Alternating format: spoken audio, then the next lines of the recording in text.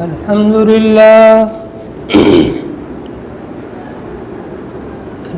لله نحمده ونستعينه ونستغفره ونؤمن به ونتوكل عليه ونعوذ بالله من شرور أنفسنا ومن سيئات أعمالنا من يهده الله فلا مضل له ومن يضلل فلا هادي له ونشهد أن لا إله إلا الله وحده لا شريك له ونشهد أن سيدنا ومولانا محمد صلى الله تعالى عليه وسلم وعلى آله وصحبه أجمعين.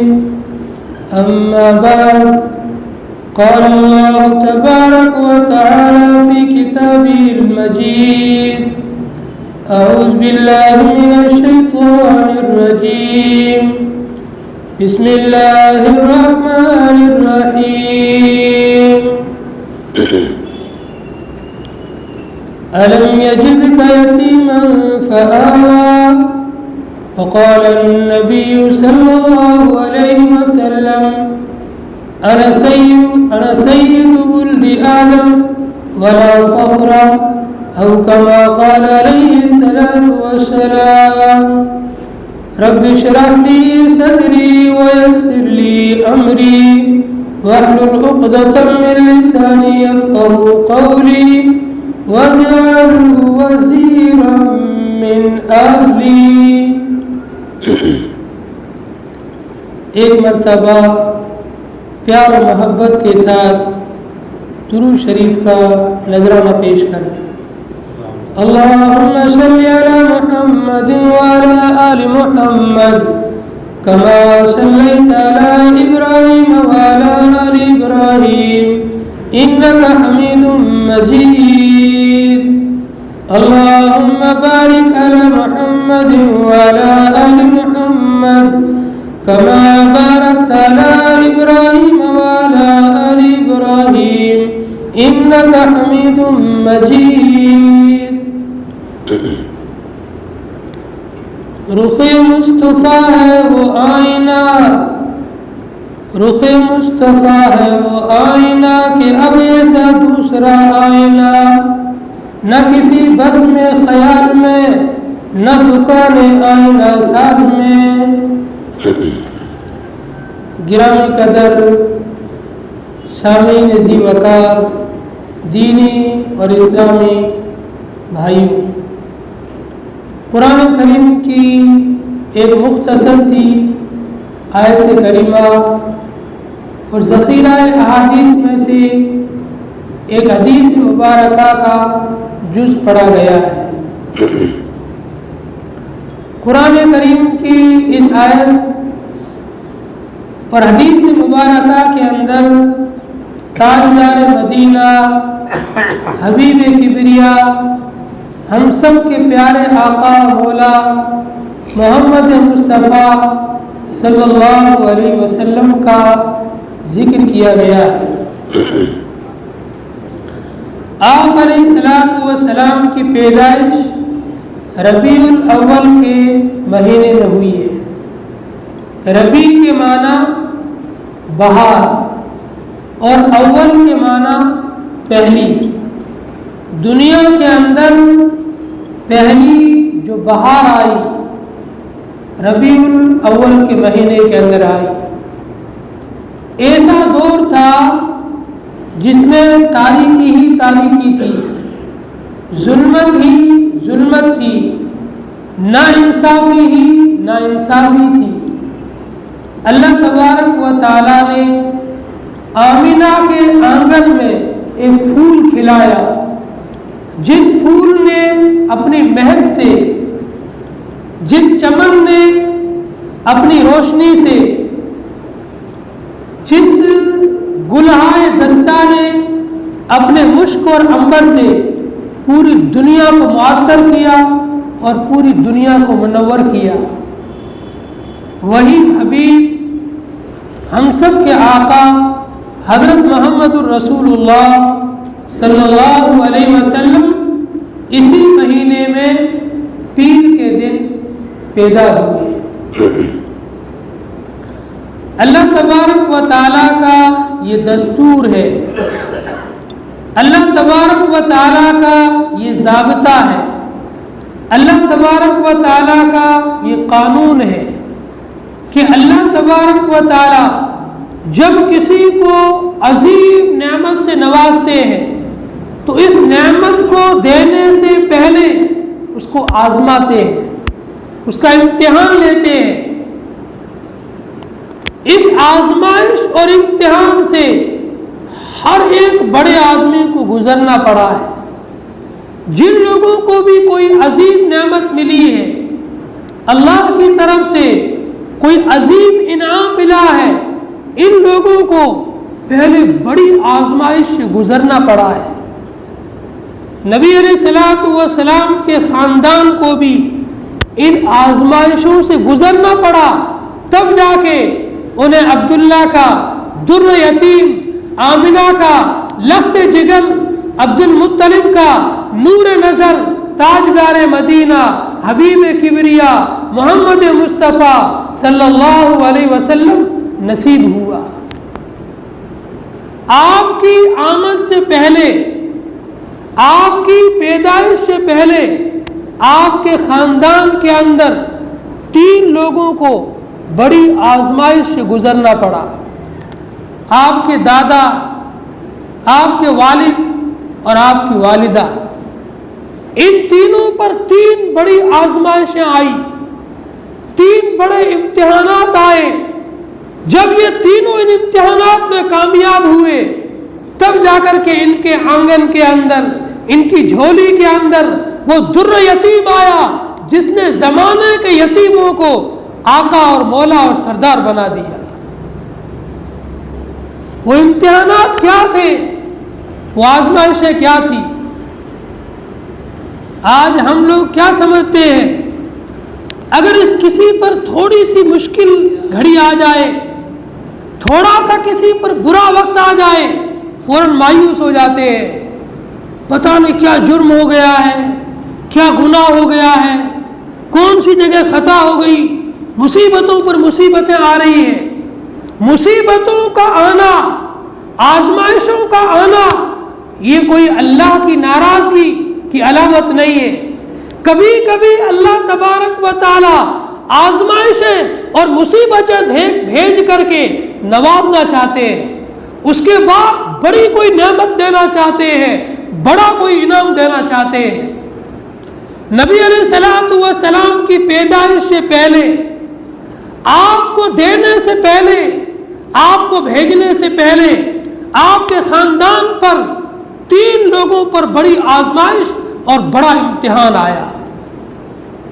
سب سے پہلی آزمائش، آپ کے دادا جن کا نام ہر مسلمان جانتا ہے، عبد المطلب۔ آپ کے دادا کا اصلی نام عبد المطلب نہیں ہے، اصلی نام شیبہ ہے۔ شیبہ بولتے ہیں سفیدی کو، بالوں کے اندر جو سفیدی آتی ہے اسے بولتے ہیں شیبۃ، سفیدی عربی کے اندر۔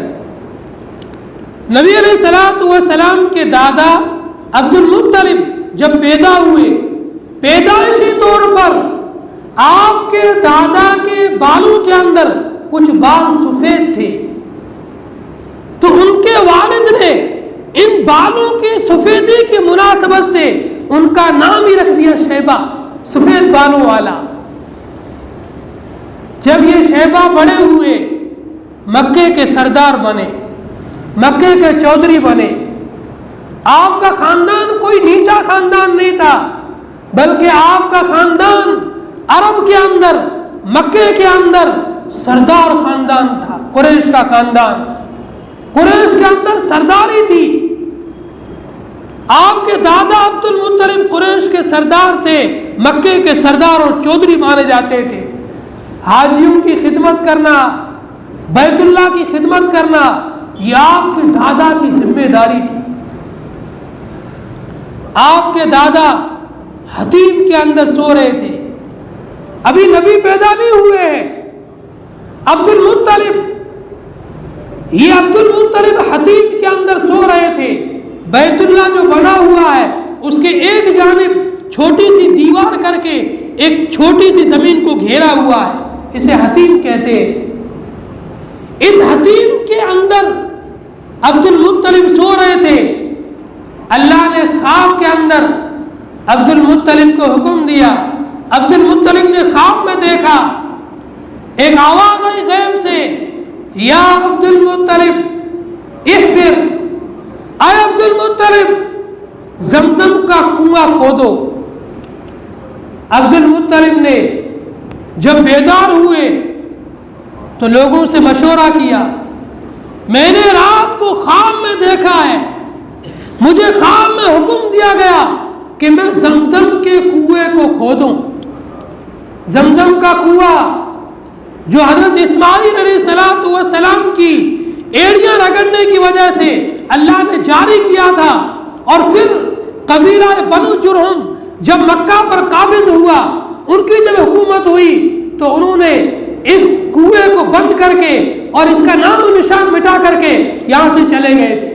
بڑی لمبی چوڑی داستان ہے، جنگیں ہوئی، ان جنگوں میں وہ شکست کھا گئے، ان کو اور تو کچھ ہاتھ آیا نہیں، زمزم کا کنواں ان کے قبضے میں تھا، اس کو بند کر کے اس کا نام و نشان مٹا کر کے یہاں سے بھاگ گئے، کوچ کر گئے۔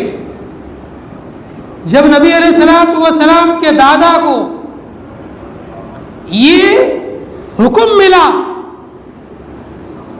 تو نبی علیہ السلام کے دادا نے زمزم کے کنویں کی کھدائی شروع کی، اور اس کھدائی کے اندر اتنی مشقت اٹھانی پڑی، اس قدر تھکے، اس قدر پریشان ہوئے، دوران کھدائی کے ایک نظر بھی مان لی، اللہ نے اگر مجھے زمزم کے پانی تک رسائی دے دی، اگر میں زمزم کے کنویں کے پانی تک پہنچ گیا، اور پہنچنے کے بعد اللہ نے اگر مجھے 10 بیٹے دیے تو میں اللہ کے لیے اپنے ایک بیٹے کو قربان کروں گا، اپنے ایک بیٹے کی قربانی کروں گا، کیونکہ اس کنویں کی جب کھدائی چل رہی تھی تو آپ کے صرف ایک ہی بیٹا تھا، حارث۔ عبد المطلب کہنے لگے اگر اس وقت میری اولاد ہوتی، وہ جوان ہوتی، میرا ہاتھ بٹاتی تو میں کتنی آسانی کے ساتھ کنواں کھود لیتا، لیکن کوئی اس کام میں میرا شریک نہیں ہے، ہاتھ بٹانے والا نہیں ہے۔ اگر اللہ نے مجھے 10 بیٹے دیے تو میں منت مانتا ہوں، میں نظر مانتا ہوں، ان 10 میں سے ایک بیٹے کو اللہ کی راہ میں قربان کروں گا۔ اللہ نے عبد المطلب کی نظر کو پورا کیا، زمزم کا پانی بھی نکل گیا اور اللہ نے 10 بیٹے بھی دے دیے۔ جب کوئی آدمی قربانی دیتا ہے، قربانی کے بدلے میں اللہ اسے نعمت بھی دیتا ہے، انعام بھی دیتا ہے۔ عبد المطلب نے قربانی دی، اللہ نے اس کو مکے کی سرداری بھی دی، بیت اللہ کی خدمت بھی دی، حاجیوں کی خدمت کا موقع بھی دیا، اور انہی کے خاندان کے اندر اپنے آخر نبی کی بعثت کی بھی مقرر کر دی۔ جب عبد المطلب کے 10 بیٹے پیدا ہو گئے، اللہ نے پھر خواب بتایا۔ خواب میں غیبی آواز آئی، اے عبد المطلب، اللہ سے جو وعدہ کیا تھا، اللہ سے جو منت مانی تھی، اللہ کے سامنے جو نظر مانی تھی کہ اگر اللہ نے مجھے 10 بیٹے دیے تو میں ان میں سے ایک کو اللہ کی راہ میں قربان کروں گا، اللہ نے تمہاری منت کو پورا کر دیا، نظر کو پورا کر دیا، اب ایک بیٹے کی اللہ کی راہ میں قربانی دو۔ عبد المطلب نے اپنے بیٹوں کو بلایا، 10 کے 10 بیٹے حاضر خدمت ہوئے۔ عبد المطلب نے سب کے سامنے اپنی بات رکھی کہ میں نے اللہ کے سامنے یہ نظر مانی تھی، یہ منت مانی تھی، اللہ نے اگر مجھے 10 بیٹے دیے میں ان میں سے ایک بیٹے کو اللہ کی راہ میں قربان کروں گا۔ یہ میں نے زمزم کا کنواں کھودتے وقت میں نظر مانی تھی، اللہ نے اس کنویں کی پانی تک بھی رسائی دے دی اور مجھے 10 بیٹے بھی دے دیے۔ اب اس نظر کو پورا کرنے کا وقت آ گیا ہے. بتاؤ تم میں سے کون تیار ہے اللہ کی راہ میں قربان ہونے کے لیے؟ 10 کے 10 بیٹے اپنے والد کے حکم پر تیار ہو گئے. ہم میں سے ہر ایک تیار ہے، آپ جس کو چاہیں اسے قبول کر لیں اور اللہ کی راہ میں قربان کر دیں. عبد المطلب نے قرآن اندازی کی، تمام کے تمام بیٹوں کے نام کی ایک ایک پرچی بنائی، 10 پرچیاں بنائی، اور قرآن اندازی کر کے جب پرچیوں کو ڈالا اور پرچی کو اٹھائی، اس میں نام عبداللہ کا آیا. یہ آپ کے والد کی قربانی مانگی جا رہی ہے، آپ کے والد کی قربانی شروع ہو رہی ہے. اللہ جس کی پشت سے نبی کو پیدا کرتے ہیں اس سے پہلے قربانی لیتے ہیں، اس کا پہلے امتحان لیتے ہیں، آزمائش لیتے ہیں.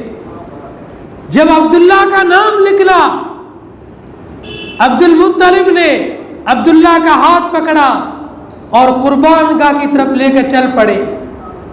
بیٹا بھی قربان ہونے کے لیے تیار، باپ قربان کرنے کے لیے تیار.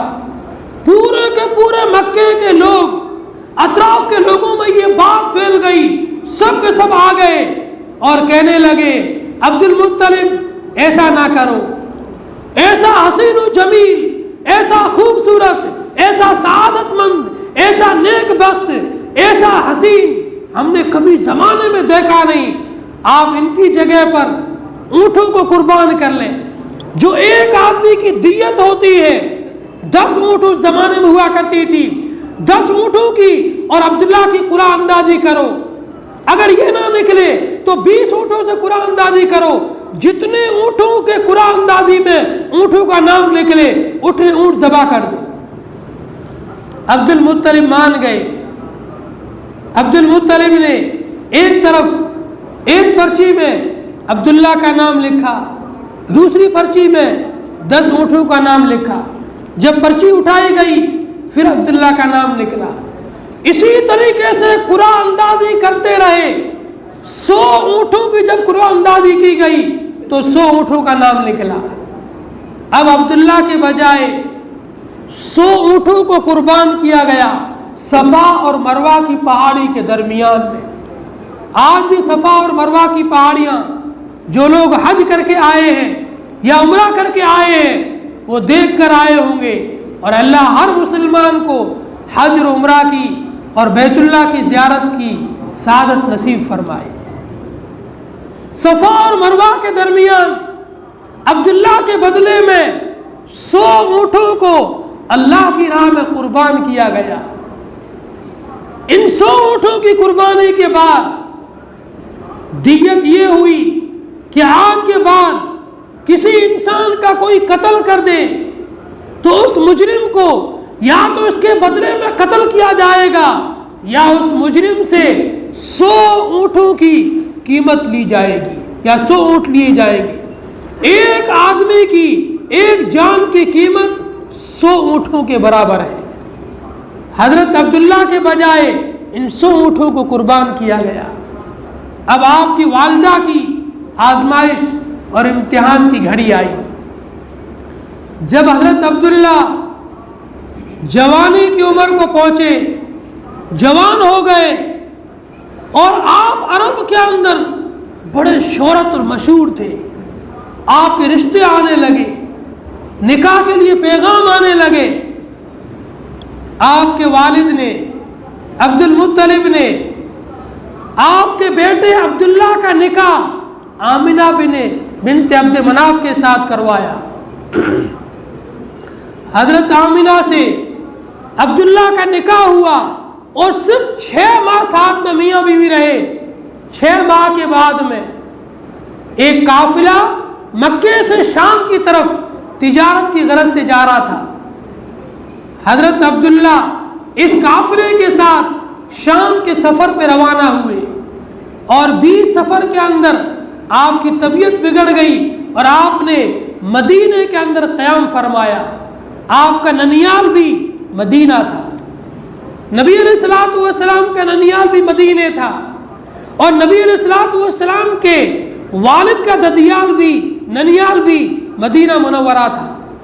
عبد المطلب کی شادی بھی مدینہ منورہ میں ہوئی تھی، آپ کے والد کا ننیال بھی مدینہ منورہ میں تھا، آپ نے وہاں پر قیام کیا اور تھوڑے دنوں کے بعد عبداللہ کی وفات ہو گئی۔ جب یہ قافلہ لوٹ کے واپس مکہ آیا، آمنہ دوڑ کے دروازے پر گئی، میرا شوہر آیا ہوگا، میں اس سے نپٹوں گی، آج تو کتنے دنوں کے بعد ملاقات ہوگی، ابھی تو نئی نئی شادی ہوئی ہے، صرف 6 ماہ کا زمانہ ہی ہم نے ساتھ میں گزارا ہے، میرا شوہر سفر سے واپس آیا ہے، اب ہم باتیں کریں گے۔ لیکن خبر آئی کہ عبداللہ بیمار ہو گئے اور مدینے میں قیام کیا ہے۔ تھوڑے دنوں کے بعد یہ خبر آئی کہ عبداللہ کی وفات ہو گئی۔ ایک جوان لڑکی پر بیوگی کی جو حالت ہوتی ہے، بیوہ ہونے کی جو حالت ہوتی ہے، بیوہ ہونے کی حالت میں جوان لڑکی زندگی گزارے، کتنی بڑی آزمائش ہے، کتنا بڑا امتحان ہے، کیسی مصیبت گھڑی ہوگی، کیسی پریشانی ہوگی۔ آمنہ نے صبر کیا، اللہ تبارک و تعالیٰ نے ان امتحانات سے گزار کر عبد المطلب کے گھر میں، عبداللہ کی آنگن میں، آمنہ کی گود میں تاجدار مدینہ حبیب کبریا محمد مصطفیٰ عربی صلی اللہ علیہ وسلم کو مبعوث فرمایا اور پیدا فرمایا۔ آپ کی جب والدہ کے پیٹ کے اندر آپ حمل سے تھے، آمنہ کہتی ہے مجھے عجیب و غریب خواب آیا کرتے تھے، میں رات کو سو رہی تھی، مجھے خواب کے اندر ایک آواز آئی، اے آمنہ تیرے پیٹ کے اندر جو بچہ ہے یہ کوئی عام بچہ نہیں، یہ سید المرسلین ہے، یہ تاجدار مدینہ ہے، یہ تمام کے تمام انبیاء کا سردار اور آخری نبی ہے۔ آمنہ کہتی ہے جب میں راستے میں چلتی تھی اور راستے میں کوئی درخت ہوتے تھے، مجھے دیکھ کے درخت بھی جھک جایا کرتے تھے، مجھے دیکھ کے درخت بھی احترام کے اندر جھکتے تھے کہ تیرے پیٹ کے اندر، تیرے بدن کے اندر وہ حبیب کبریا ہے جس کو اللہ بھی محبوب رکھتا ہے، جس کے لیے پوری کون و مکان سجایا گیا۔ وہ نہ ہوتا تو بحر و بر نہ ہوتے، وہ نہ ہوتا تو شجر و حجر نہ ہوتے، وہ نہ ہوتا تو کون و مکان نہ ہوتے، وہ نہ ہوتا تو کچھ بھی نہ ہوتا۔ اسی کے لیے یہ کون و مکان سجائے گئے، اسی کے لیے یہ زمین و زمان بنایا گیا، اسی کے لیے یہ سب کچھ آسمان و زمین بنائے گئے۔ آمنہ کہتی ہے جب میں پانی بھرنے کے لیے کنویں پر جاتی، کنویں کا پانی ابل کر منہ تک آ جاتا، مجھے پانی کھینچنے کی ضرورت نہیں پڑتی بلکہ میں برتن کو ڈبو کر بھر لیتی تھی، میری سہیلیاں مجھے ہاتھ پکڑ کر کنویں پہ کھڑا کر دیتی، آمنہ تو یہاں سے نہ جا، تو چلی جاتی، ہمیں پانی نکالنے میں دشواری ہوتی ہے، جب تک تو کنویں کے پاس کھڑی رہتی ہے کنویں کا پانی منہ تک آ جاتا ہے، ہمارے لیے پانی بھرنے میں آسانی ہو جاتی ہے۔ یہ آپ کی کرامات، یہ آپ کے معجزات آپ کی آمد سے پہلے ہی، آپ کے صرف آمنہ کے بطن میں آنے سے ہی شروع ہو گئے تھے۔ آمنہ کہتی ہے جس دن حضرت نبی علیہ الصلوۃ والسلام کی ولادت ہوئی، میں نے ایک عجیب قسم کی روشنی دیکھی، شام اور مصر کے محلات میرے سامنے نظر آئے، اور میں نے دیکھا شام کے محل اور مصر کے محل تک پوری کی پوری چیزیں روشن ہی روشن ہو گئی تھی، اور میرا کمرہ جس میں کوئی لائٹ نہیں، کوئی دیا نہیں، کوئی چمنی نہیں، کوئی روشنی کا انتظام نہیں، جیسے نبی کی پیدائش ہوئی پورا کمرہ نور سے منور ہو گیا، پورا کمرہ نور سے روشن ہو گیا، نور سے بھر گیا۔ یہ تو آپ کی برکات، یہ تو آپ کے معجزات، یہ تو آپ کے انوارات آپ کی دنیا میں آمد سے پہلے ہی شروع ہو گئے تھے۔ آپ کی دنیا میں آمد کے بعد کیا ہوا ہے اسے انشاءاللہ اگلے ہفتے بیان کریں گے۔ انشاءاللہ اگلے ہفتے بھی سیرت پر ہی بیان ہوگا، نبی علیہ الصلوۃ والسلام کی پیدائش کے بعد کیا کیا واقعات پیش آئے، آپ کو کس نے دودھ پلایا، پھر آپ کا شک صدر کیسے ہوا، اگلے ہفتے انشاءاللہ بتلائیں گے۔ تمام حضرات سے درخواست ہے کہ جو حضرات پیچھے بیٹھے ہیں وہ آگے آ جائیں، صفوں کو پر کر لیں، نیچے والے اوپر آ جائیں، سنتیں پڑھ لو، سنتوں کے بعد انشاءاللہ خطبہ ہوگا۔